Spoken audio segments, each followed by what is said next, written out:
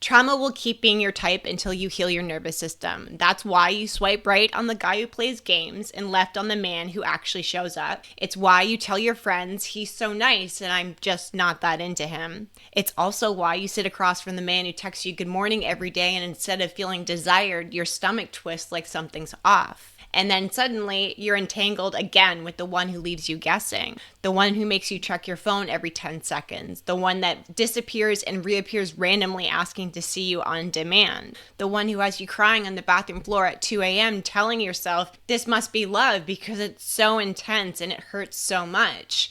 Here's your savage truth. You do not have a bad picker. You have a hijacked nervous system. And until you retrain it, you are going to keep mistaking chaos for chemistry, silence for suspense, and inconsistency for passion. More importantly, you are going to stay on this leash that you so much like to call love. I'm Megan Webster, an abuse recovery coach, a trauma-informed strategist, and the woman a narcissist hopes to never meet twice. This is the Narcissist Worst Nightmare podcast where survival ends, shadow becomes power, and you step into the dark empath identity that makes you magnetic, untouchable, and incapable of ever settling again. So why does calm feel so unsafe to you? Your nervous system doesn't chase what's good for you, it chases what it knows. If you grew up in a home where love meant anxiety, silence, or waiting for the explosion, then calm's not going to register to you for love. It's going to feel suspicious, like the moment right before the punishment is about to hit. So when you sit across from a safe man, the one who texts you good morning, who asks you how your day went, who follows through with actions and behaviors, your stomach doesn't relax, it tightens. You start to analyze. Why is he being so nice?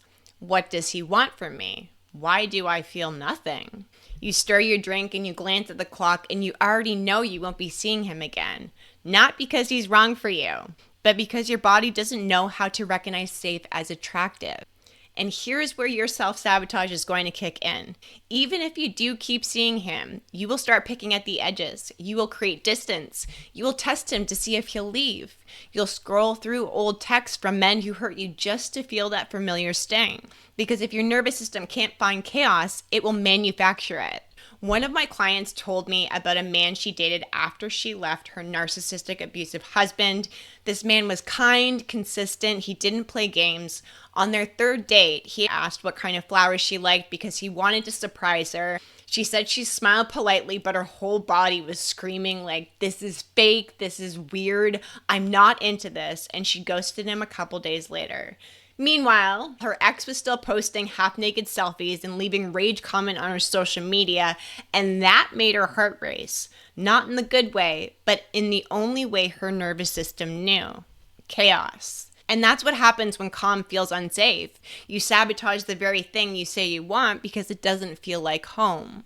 And every time you ghost the safe man for the unpredictable one, you reinforce the pattern. When you're dating after abuse, this is a trap. You're not rejecting good love because they're not your type. You're rejecting it because your body equates calm with danger. And every time you reject the safe man or you sabotage him until he walks away, you are reinforcing that narrative. So why does chaos feel like chemistry to women who have had abusive or narcissistic relationships?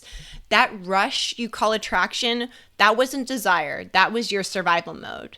The highs and the lows, the rage text followed by the mind-blowing makeup sex, the silence that leaves you spiraling for the sudden fireworks when they reappear, that was not passion. That was your nervous system spiking adrenaline and cortisol like you were in danger, then rewarding you with dopamine when the chaos finally gave you a hit of relief. That's why the ones who keep you guessing feel magnetic to you.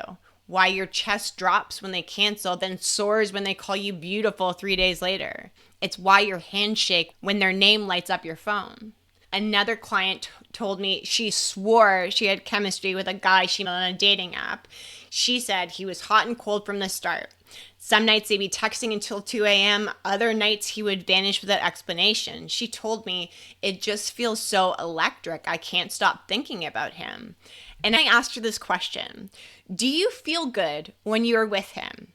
She paused because the truth was, half the time she felt sick to her stomach, checking her phone, waiting for his attention and validation. But when he finally showed up, she felt high.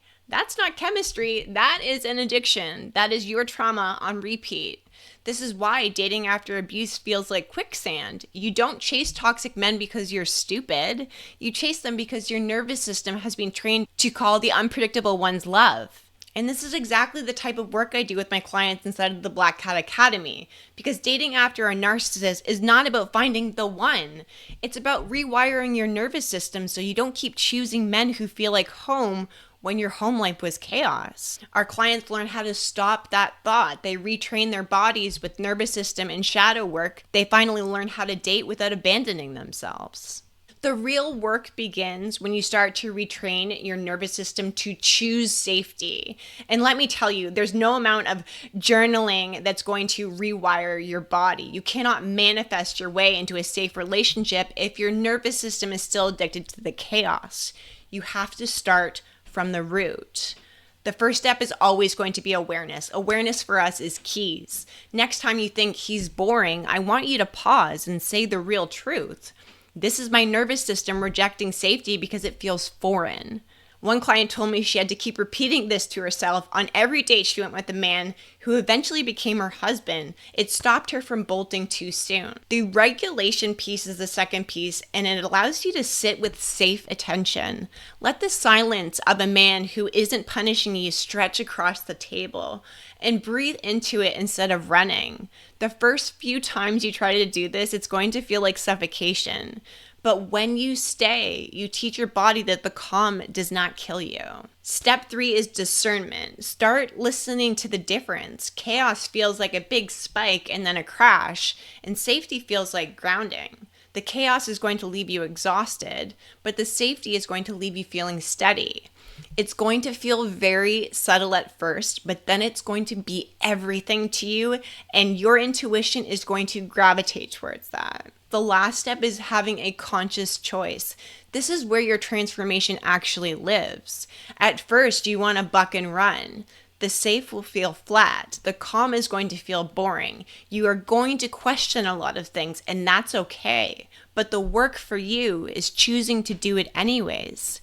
Staying and sitting and calm long enough for your body to catch up. And when you do, the boring man becomes sacred. The consistency that you used to laugh at becomes something that is untouchable for you. The very thing that you've been chasing that once felt foreign becomes the only thing that feels like home to you. And until you can heal your nervous system, trauma will keep being your type. You're going to keep swiping past safety. You'll keep craving the chaos, and you're going to keep calling punishment love. But the moment you decide to take your power back and retrain your body, you get to flip the script. You stop begging for men who leave you feeling empty. You stop mistaking inconsistency for passion, and you stop calling destruction chemistry. That's when dating after abuse becomes sacred. That's when you finally choose consciously instead of choosing blindly, and you become untouchable. If this episode cracks something open for you, good. That means you're not just healing, you are evolving. Share this with another woman who needs it. Hit follow so you never miss the next one. Send me a DM on Instagram to tell me what landed for you. And if you're ready to go deeper, join me inside the Black Cat Academy, where women dating after abuse retrain their nervous systems, become the dark empath advantage, and leverage discernment to stop chasing avoidance, narcissists, or just plain assholes. And this is where you get to lean into your truth and dive deep into shadow work, becoming magnetic, untouchable, and incapable of ever settling again. This is the Narcissist Worst Nightmare podcast, and remember, you are not just hard to break, you are impossible to replace.